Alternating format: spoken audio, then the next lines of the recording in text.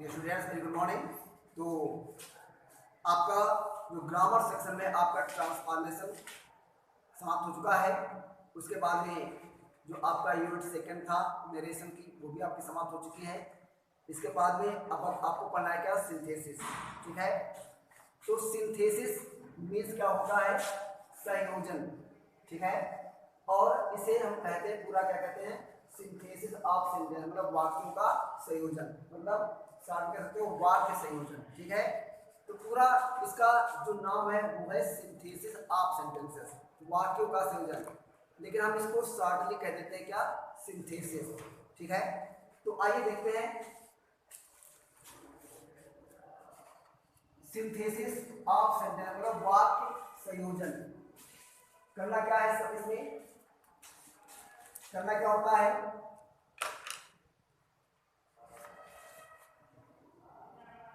एक से अधिक सिंपल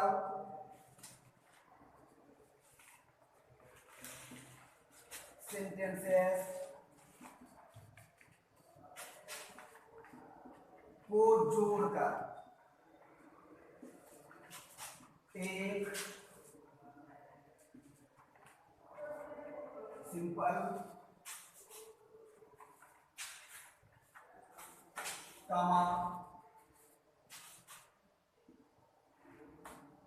कॉम्प्लेक्स या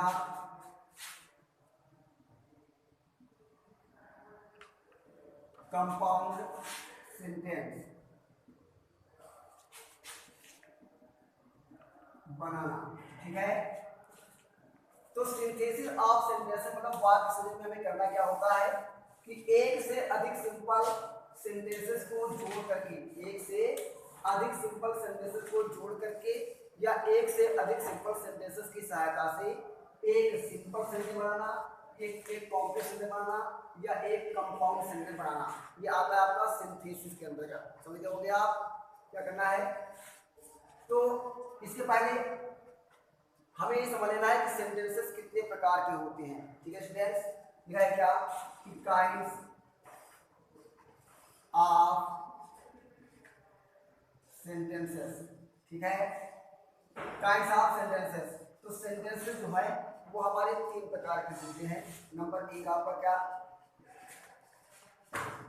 सिंपल सेंटेंस, मतलब इन्हें कहते हैं हम क्या हिंदी में, साधारण वाक्य। नंबर दो आपका दूसरा क्या है, कॉम्प्लेक्स सेंटेंस, मतलब मिश्रित वाक्य। और जो आपका तीसरा है वो क्या है, कंपाउंड सेंटेंस, मतलब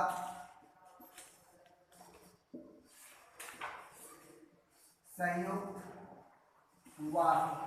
तो स्टूडेंट्स हम क्या पढ़ा रहे हैं आपको है, सिंथेसिस में आपको करना क्या है कि सिंथेसिस को हम कहते हैं क्या, पूरा नाम इसका है सिंथेसिस ऑफ सेंटेंसेस। ठीक है, सिंथेसिस ऑफ सेंटेंसेस, ये आपके इंटरमीडिएट की बोर्ड की परीक्षा में इससे संबंधित दो नंबर का एक क्वेश्चन आता है। और करना कैसे होता है कि एक से अधिक सिंपल सेंटेंसेस को जोड़ करके एक सिंपल कॉम्प्लेक्स या कंपाउंड सेंटेंस बनाना।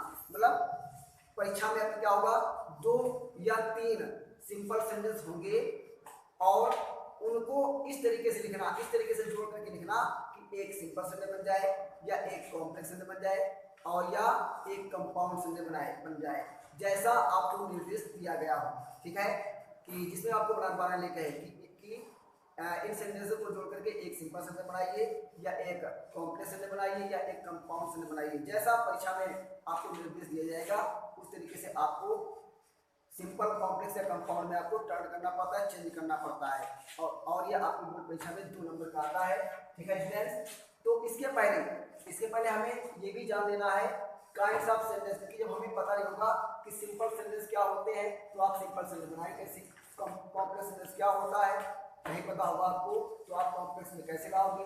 अगर आपको नहीं पता है कि कंपाउंड सेंटेंस क्या होता है तो आप कंपाउंड सेंटेंस में चेंज नहीं कर पाओगे। तो इसलिए हमें ये जानना बहुत जरूरी है कि सिंपल सेंटेंस, कॉम्प्लेक्स सेंटेंस और कंपाउंड सेंटेंस होते क्या हैं। ठीक है, आइए देखते हैं इसका आप एक स्क्रीनशॉट लेकर के अपनी कॉपी पर इसको उतार सकते हो। ठीक है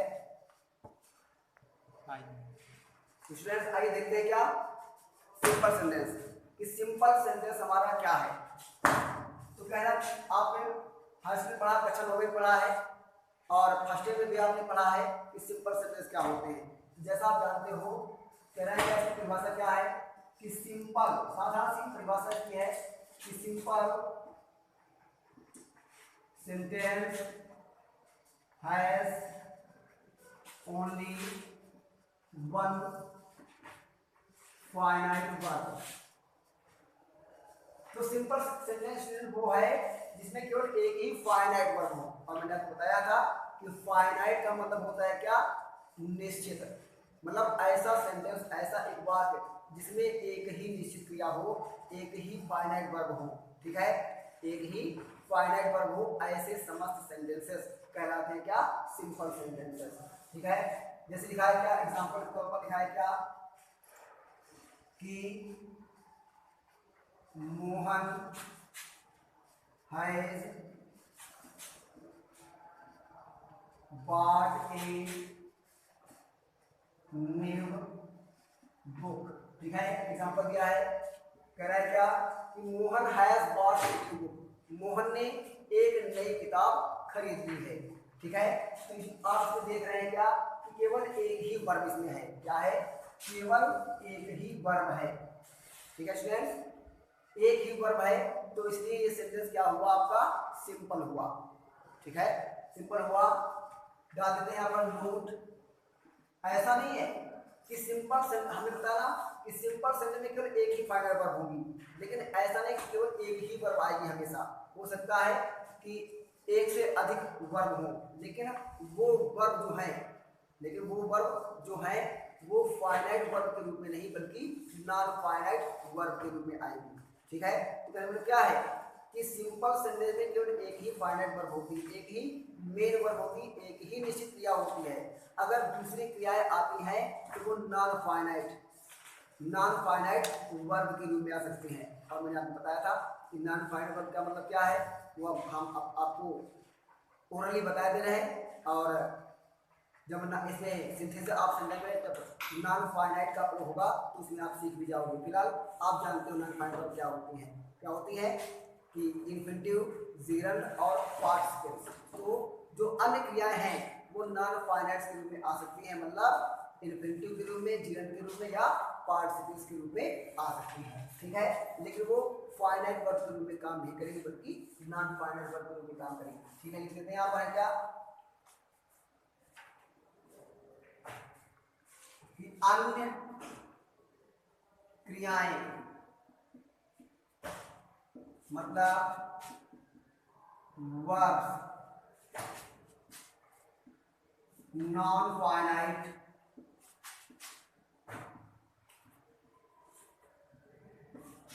के रूप में आ सकती हैं।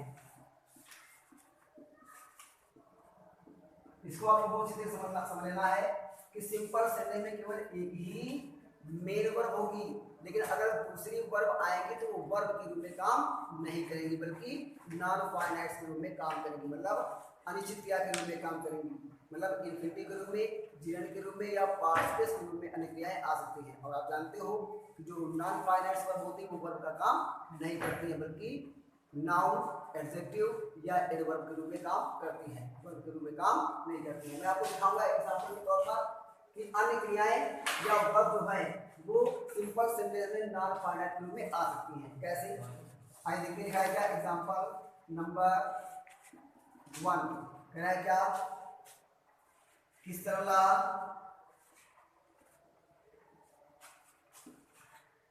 Has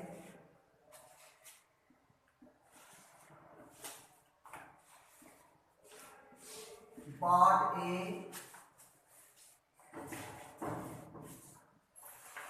toy car, to present हर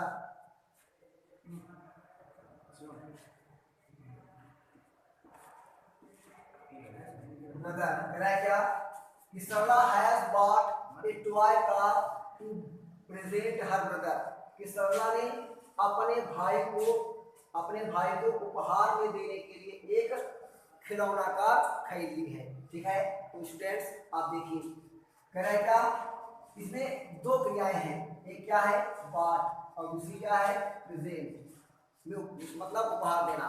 तो इसमें दो वर्ब आए हैं, लेकिन आप जानते हो कि यहाँ पर प्रेजेंट जो दिया हुआ है वो प्रेजेंट के पहले लगा हुआ है क्या टू, क्या लगा हुआ है टू लगा हुआ है। और आप जानते हो कि अगर किसी भी वर्ब के पहले हम अगर टू का प्रयोग कर देते हैं तो वो इन्फिनिटिव बन जाता है। ठीक है, क्या बन जाता है इन्फिनिटिव बन जाता है। अगर किसी भी वर्ब के पहले हम टू लगा देते हैं तो वो इन्फिनिटिव बन जाता है। और आप जानते हो इन्फिनिटिव हमेशा इन्फिनिटिव जो है वो वर्ब का काम नहीं करती है बल्कि नाउन का काम करती है। ठीक है स्टूडेंट्स, तो ये हमारा क्या है, प्रेजेंट के पहले क्या लगा हुआ है टू लगा हुआ है, प्रेजेंट पहले क्या लगा हुआ है टू लगा हुआ है, तो क्या बन गया आपका इन्फिनिटिव बन गया। और इन्फिनिटिव हमेशा काम करता है आपका नाउन का, इन्फिनिटिव हमेशा काम करता है नाउन का। तो जब टू प्रेजेंट हमारा नाउन है तो वर्ब क्या हुआ, वर्ब तो हमारी सिंगल ही रह गई, वर्ब तो एक ही रह गई, तो इसलिए सेंटेंस कैसा हुआ आपका, ये आपका सिंपल सेंटेंस हुआ, क्योंकि इसमें एक ही फाइनाइट वर्ब है। दूसरी जो वर्ब है वो वर्ब के रूप में काम नहीं कर रही है बल्कि इन्फिनिटिव के रूप में काम कर रही है, और इन्फिनिटिव काम करता है नाउन का, अर्थात जो प्रेजेंट वर्ब है वो नाउन का काम कर रही है ना, और वर्ब का काम केवल पार्ट कर रहा है। तो इसलिए कैसा सेंटेंस हुआ, सिंपल सेंटेंस हुआ। तो इस प्रकार से वाक्य में जो दूसरी क्रियाएं हैं, वाक्य में जो दूसरी क्रियाएं हैं वो नॉन फाइनल में आ सकती हैं। एक एग्जांपल देखते हैं, क्या क्या, I found my lost book, दिखाएगा कि I found my lost book, मुझे मेरी खोई हुई किताब मिल गई। तो इसमें भी एक ही फाइनल वर्ब है। ठीक है, कैसे, एक वर्ब पद है फाउंड, दूसरी का है लॉस्ट, दूसरी वर्ब क्या है आपकी लॉस्ट है। लेकिन यहाँ पर जो लॉस्ट है, यहाँ पर जो लॉस्ट वर्ब है वो यहाँ पर बुक की विशेषता बता रहा है कि बुक कैसी है, खोई हुई, मुझे मेरी खोई हुई किताब मिल गई। तो बुक की या किताब की विशेषता क्या है कि वो खोई हुई है ना। तो जैसा मैंने बताया था आपको पहले पढ़ा चुके हैं कि अगर कोई भी वर्ब किसी भी भाई, बुक क्या है नाउन है, बुक क्या है नाउन है, और आप जानते हो नाउन की विशेषता बताने वाला जो शब्द होता है वो एडजेक्टिव होता है। ठीक है, तो यहाँ पर जो वर्ब लॉस्ट है वो बुक की विशेषता बता रहा है, बुक कैसी है लॉस्ट है, बुक कैसी है लॉस्ट है। ठीक है, तो यहाँ पर जो बुक है वो नाउन है और बुक की विशेषता बता रहा है क्या लॉस्ट, खोई हुई। तो यहाँ पर जो लॉस्ट शब्द है वो एडजेक्टिव का काम कर रहा है ना कि वर्ब का काम कर रहा है। और फिर जब कोई भी वर्ब जो है वो नाउन की विशेषता बताती है तो उसे कहते हैं क्या, हमें पास्ट पार्टिसिपल कहते हैं, उसको पास्ट पार्टिसिपल कहते हैं। तो यहाँ पर जो नाउन यहाँ पर जो लॉस्ट शब्द है और पास्ट पार्टिसिपल हमेशा वर्ब के थर्ड फॉर्म से बनता है। ठीक है, तो यहाँ पर लॉस्ट शब्द क्या है, ये आपका हो गया है क्या पास्ट पार्टिसिपल। ठीक है, और पास्ट पास्ट का काम करता है हमेशा पाएगा एडजेक्टिव का। ठीक है, तो यहाँ पर दो क्रियाएं जो है एक फाउंड और एक लॉस्ट, लेकिन लॉस्ट शब्द जो है वो पास्ट पार्टिसिपल में काम कर रहा है और पास्ट पार्टिसिपल हमेशा काम करता है एडजेक्टिव का, पास्ट पार्टिसिपल में काम करता है एडजेक्टिव का। तो जो लॉस्ट शब्द है वो एडजेक्टिव का काम कर रहा है ना कि वर्ब का काम कर रहा है। जब वर्ब का काम नहीं कर रहा तो वर्ब कितनी रह गई, केवल एक। और जब केवल एक ही वर्ब रह गई, एक ही मेन वर्ब रह गई, तो सेंटेंस हमारा कैसा हुआ, सिंपल। तो इस प्रकार से अगर हमने केवल आपको दो एग्जाम्पल दे दिए हैं कि किसी भी सिंपल सेंटेंस में दूसरी वर्ब आ सकती है लेकिन वो वर्ब का काम नहीं करेगी, वो नॉन फाइनाइट स्ट्रिंग में काम करेगी, अर्थात इंफिनिटिव जीरो या पास्ट के स्ट्रिंग में काम करेगी। ठीक है, तो एक हमने आपको इंफिनिटिव का प्रयोग दिखा दिया, एक हमने पास्ट पार्टिसिपल का प्रयोग दिखा दिया। इसी प्रकार से अन्य क्रियाएं जीवन के रूप में भी आ सकती है, दूसरे में पास्ट के रूप में भी आ सकती है और परफेक्ट पास्ट के रूप में भी आ सकती है। ठीक है, चलिए अब हम देखते हैं, क्या आपको बताते हैं कि किस प्रकार से हम सेंटेंसेस को सिंथेसिस करेंगे, मतलब किस प्रकार से वाक्यों का हम संयोजन करेंगे। ठीक है, तो स्टूडेंट्स सिंपल एक से अब हमें सीखना क्या है, तो हमने बताया सिंथेसिस आप सभी को करना क्या है, एक से अधिक सिंपल सेंटेंस को जोड़ करके एक कॉम्प्लेक्स एक सिंपल सेंटेंस बनाना, या एक कॉम्प्लेक्स सेंटेंस बनाना, या एक कंपाउंड सेंटेंस बनाना। तो सबसे पहले हम सीखेंगे क्या कि एक से अधिक सिंपल सेंटेंसेस को जोड़ करके एक सिंपल सेंटेंस बनाना, क्योंकि इन्हीं का आपस में इंटरचेंज होता है। ठीक है, वैसे मैं आपको बता देता हूँ, क्या क्या सिंपल, इसको आपको काम नहीं है काफी बार आपको बता रहे समझा रहे बस है। मेरा क्या कंपाउंड। ठीक है, तो एक से अधिक सिंपल सेंटेंस से आपको करना क्या है, एक से अधिक सिंपल सेंटेंस बना देना है, एक से अधिक सिंपल सेंटेंस जोड़ करके है ना एक कॉम्प्लेक्स सेंटेंस बनाना है, एक से अधिक सिंपल सेंटेंस जोड़ करके एक कंपाउंड सेंटेंस बनाना है। ये हमें सिंथेसिस सीखना है। तो सबसे पहले हम सीखेंगे क्या, सबसे पहले हम क्या सीखेंगे, एक से अधिक सिंपल सेंटेंस को जोड़ करके एक सिंपल सेंटेंस बनाना। ये देखते हैं क्या है, क्या सबसे पहले हमें पढ़ना है क्या, एक से अधिक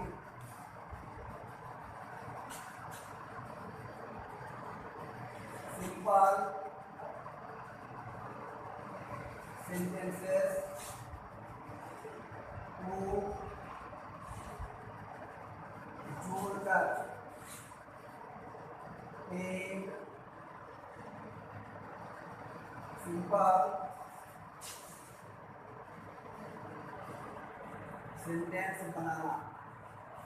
ठीक है, सबसे पहले हमें क्या सीखना है कि एक से अधिक सिंपल सेंटेंसेस को जोड़ करके एक सिंपल सेंटेंस बनाना।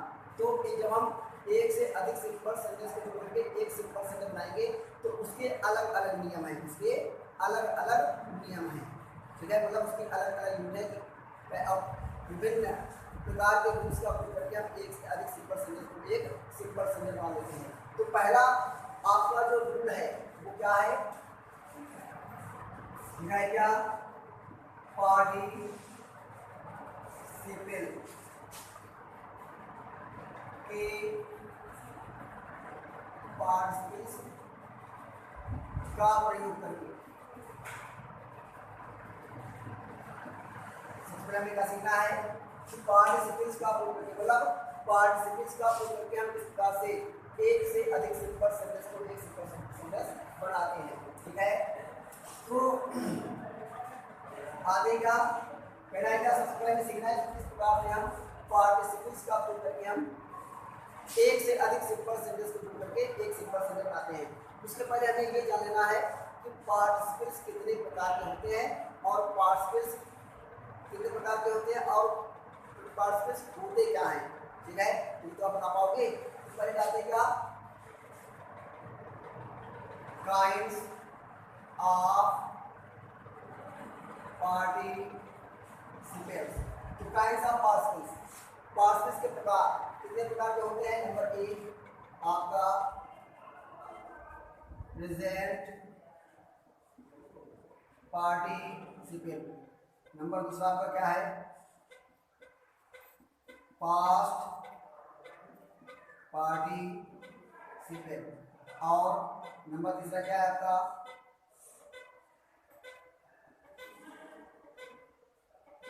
Perfect participle. ठीक है, तो ये आपके क्या है काइंड्स ऑफ पार्टिसिपल्स।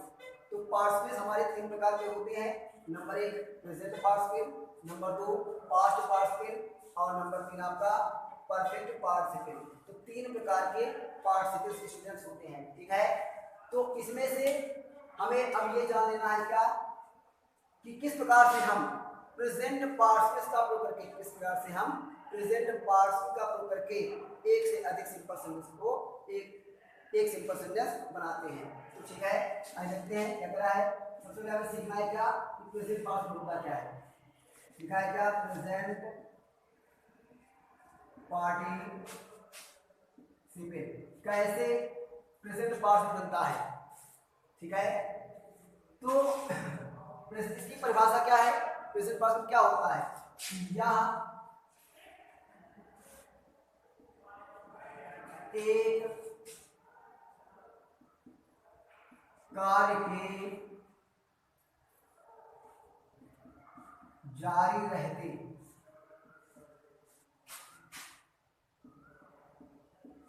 दूसरे कार्य का शुरू होना दर्शाता है, ठीक है स्टूडेंट्स। क्या तो प्रेजेंट पार्टिसिपल क्या होता है कि यह एक कार्य के जारी रहते दूसरे कार्य का शुरू होना दर्शाता है। जब किसी भी वाक्य में एक कार्य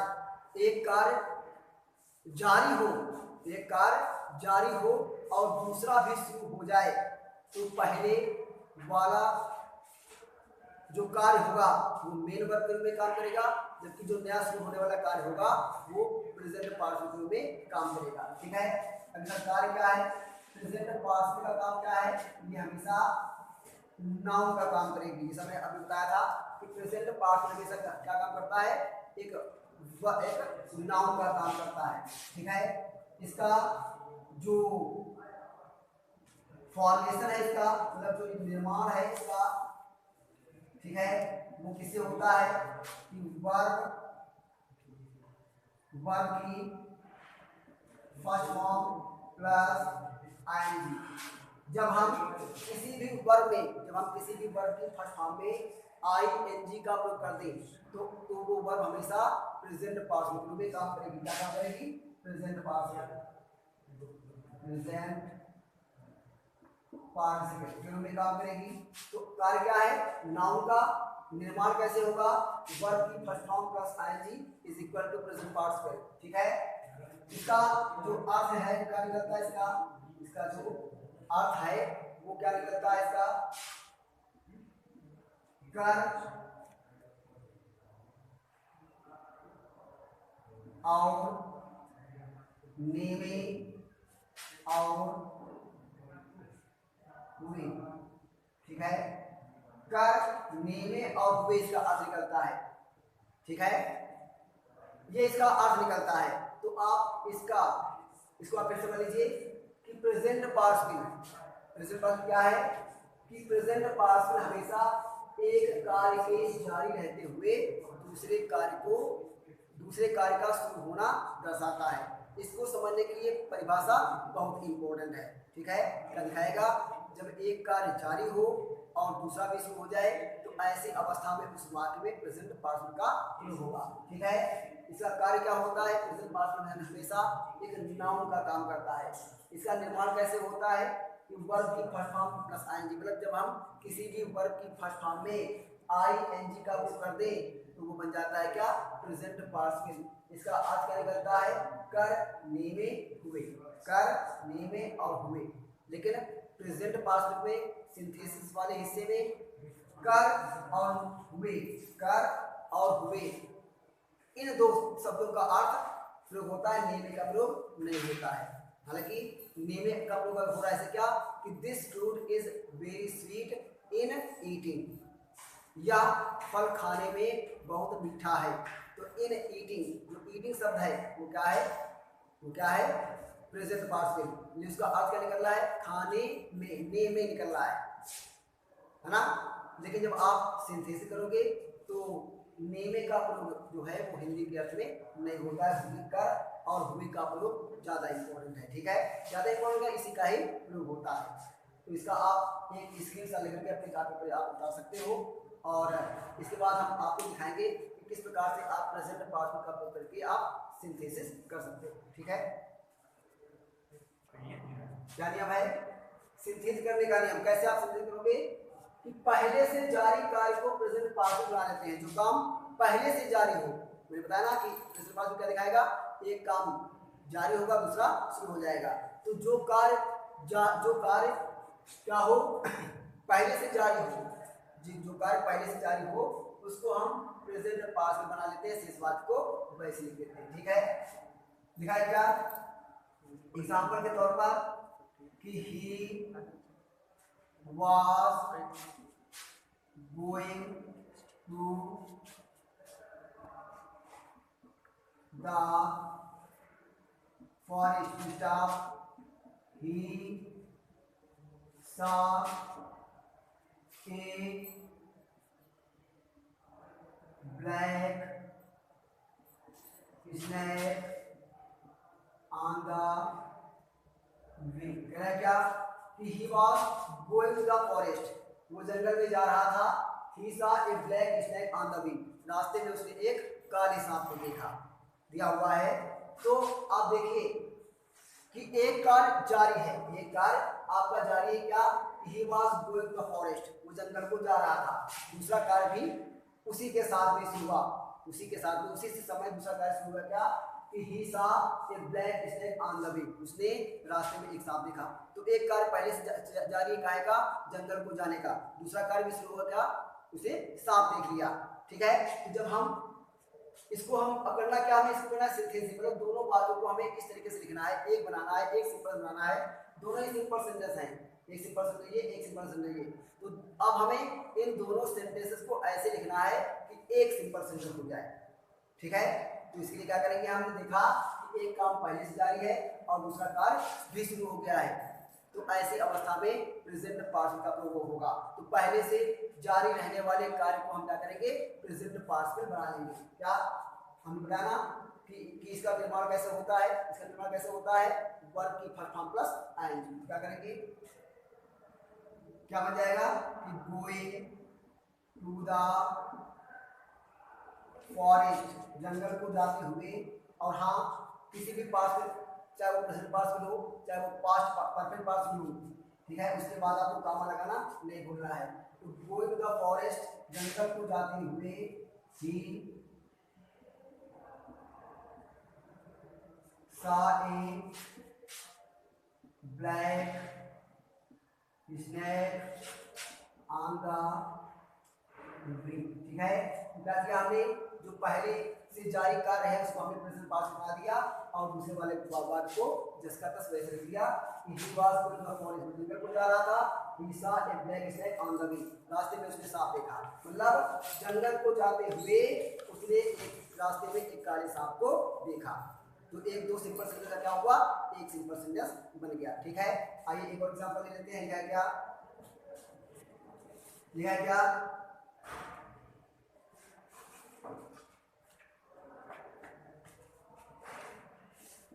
he was, चाहिए, लिखा है क्या, the farmer was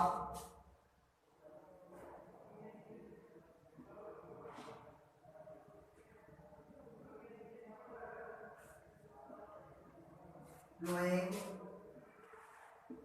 his field to stop. He found a golden pitcher। लिखा है क्या, The farmer was plowing his field, किसान अपना खेत जोत रहा था। He found a golden pitcher, उसको एक सोने का घड़ा मिल गया। तो एक कार्य पहले से जारी क्या, किसान अपने खेत को जोत रहा था।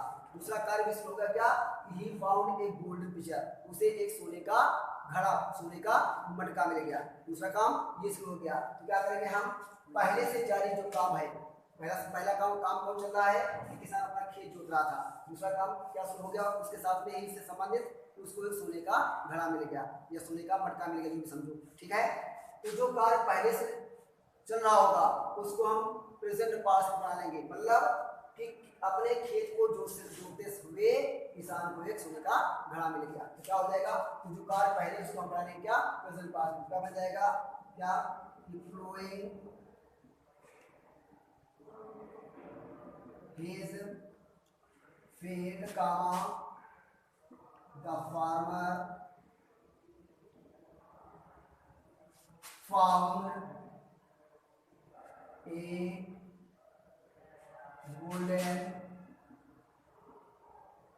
pitcher। तो इस प्रकार से स्टूडेंट्स आप किसी भी प्रेजेंट पास्ट का प्रयोग करके आप एक से अधिक सिंपल सेंटेंस को जोड़ करके एक सिंपल सेंटेंस आप बना सकते हो, ठीक है। इससे